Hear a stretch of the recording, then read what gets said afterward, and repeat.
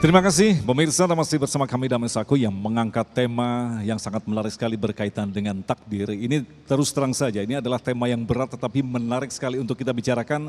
Karena jangan-jangan selama ini salah kita menafsirkan bagaimanakah sesungguhnya takdir. Kita tidak melakukan apa-apa kemudian datanglah ketetapan buruk, kita mengatakan ya udah ini adalah takdir. Jangan-jangan kita salah memaknainya. Lantas bagaimanakah kita menyikapi takdir? Gus Hayat akan menjelaskan pada kita. Monggo Gus. Assalamualaikum warahmatullahi wabarakatuh.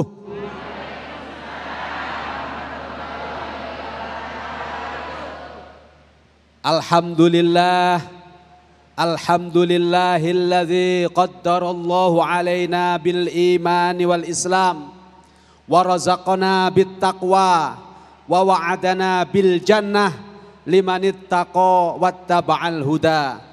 Asyhadu an la ilaha illallah wa asyhadu anna Muhammadan abduhu wa rasuluh. Allahumma salli wa sallim wa karim wa azim wa majid ala sayyidina Muhammadin wa ala alihi wa sahbihi wa barik wa sallim ajma'in. Amma ba'du. Para pemirsa TV One yang dirahmati Allah, hadirin Bapak Ibu sekalian yang dimuliakan Allah. Takdir adalah keindahan yang diciptakan oleh Allah kepada kita seorang hamba. Jikalau tidak ada takdir dari Allah, tentu kita akan kebingungan menjalani hidup. Maka dengan takdir sejatinya Allah telah memberikan arahan-arahan dalam kehidupan kita. Kita tinggal menjalani takdir itu dengan baik dan ikhlas. Hal ini ditegaskan oleh Allah Subhanahu wa taala dalam salah satu ayatnya yang berbunyi A'udzu billahi minasyaitonir rajim. Bismillahirrahmanirrahim. Inna kulla syai'in khalaqnahu biqadar. Sesungguhnya segala sesuatu, kata Allah, telah aku ciptakan dengan kadar dan ukuran kita masing-masing. Jadi hari ini kita tidak boleh protes atas takdir yang Allah tetapkan.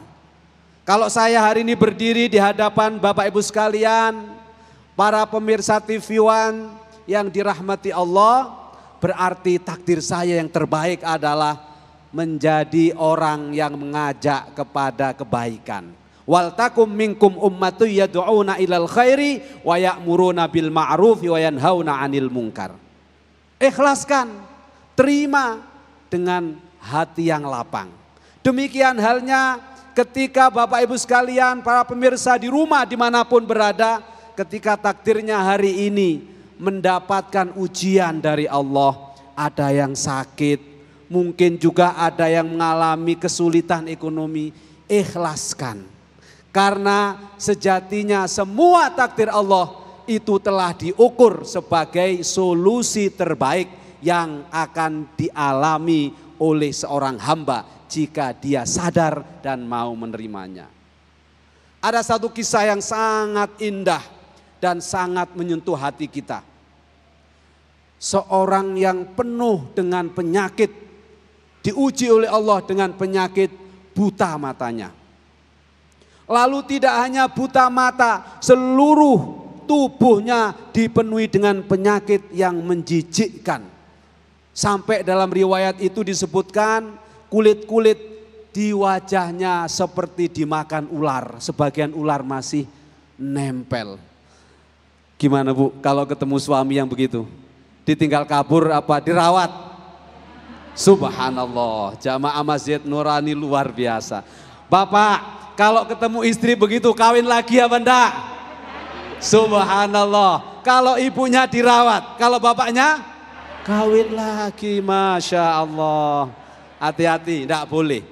Orang yang percaya bahwa itu adalah kehendak Allah, itu adalah takdir Allah, dia akan ikhlas menerima ujian itu. Tidak hanya yang bersangkutan yang ikhlas, yang dititipinya pun akan ikhlas untuk merawatnya. Singkat cerita, bagaimana akhir dari kisah ini?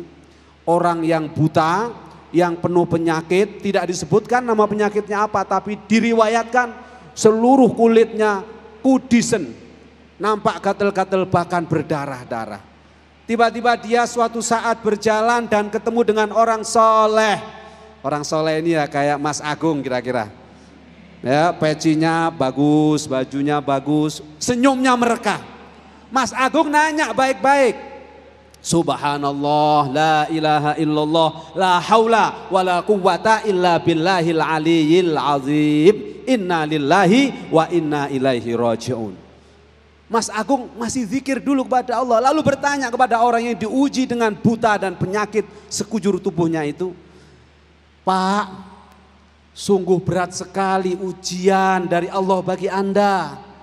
Sampai-sampai sepertinya tidak ada lagi nikmat yang Anda rasakan. Mata sudah buta, seluruh kulit penuh penyakit, orang-orang gak mau mendekat karena takut ketularan. Apa jawaban dari Bapak tadi yang diuji dengan berbagai macam penyakit yang luar biasa dahsyat? Belum tentu kita mampu, betul gak Pak? Ibu, betul gak? Jawabannya di luar dugaan, sungguh Anda adalah orang yang merugi. Pertanyaan Anda seperti pertanyaan orang pengangguran yang tidak kenal kepada Allah Subhanahu wa ta'ala.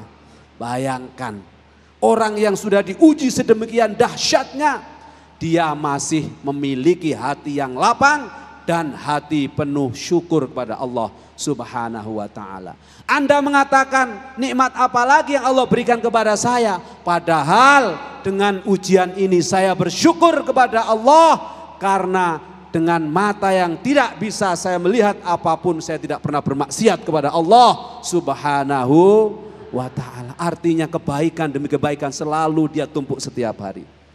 Dengan gudiken, dengan kudisen, dengan penyakit kulit yang merajai seluruh tubuhnya, dia akhirnya bisa lebih fokus berzikir kepada Allah. Dia tidak serawung dengan manusia, tidak seperti kita hari ini sibuk dengan WhatsApp, sibuk dengan sosial media. Ngaji Qur'annya hanya 1-2 menit, betul nggak Bu? Sibuk tangannya dengan bermain-main, sibuk matanya dengan nonton TV. Tapi orang tadi mensyukuri ujian ini sebagai takdir dari Allah, karena dia tahu setiap takdir ada 2 hal yang dia peroleh. Pertama, takdir yang Allah turunkan lalu ikhlas diterima, dia akan mendapatkan pahala yang besar di sisi Allah Subhanahu wa ta'ala, sekaligus dia akan dihapuskan dosanya yang tidak mungkin dosa itu dihapus kecuali dengan ujian yang berat itu. Jadi yang sabar. Karena kesabaran ini, kata Al-Quran, dijamin oleh Allah dengan surga dan kemuliaan fid dunya wal akhirah. Innama yuwaffas sabiruna ajrahum bighairi hisab. Yang terakhir, orang tadi bercerita, justru dengan saya diuji ini, hati saya selalu bergantung kepada Allah dan saya semakin ma'rifat, semakin ngerti tentang hakikatnya Allah. Maka Bapak Ibu sekalian, jangan pernah sekali-kali menolak takdir. Karena sejatinya dalam riwayat Sahih Bukhari Muslim, dalam kitab Arba'in Nawawiyah, setiap manusia ketika 4 bulan dia berada di kandungan ibunya, Allah mengirimkan malaikat untuk mencatat 4 hal. Yang pertama, rizkuhu, rizkinya. Yang kedua, ajaluhu, umurnya. Yang ketiga, amaluhu, amalannya ini bagaimana, baik apa enggak. Syaqiyun au sa'idun, dia akan menjadi orang ahli neraka atau ahlul jannah. Tetapi Allah masih memberi kesempatan kepada kita dengan ikhtiar terbaik. Apa ikhtiar terbaik itu? Nanti kita lanjutkan setelah yang berikut ini. Terima kasih Allah. Masya Allah.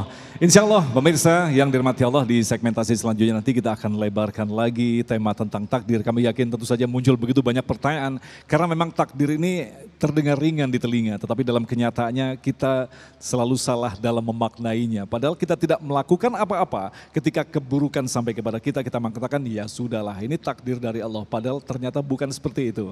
Insya Allah kita akan buka kesempatan untuk forum tanya jawab selepas pesan-pesan berikut ini. Tetaplah bersama kami, Damai Indonesiaku.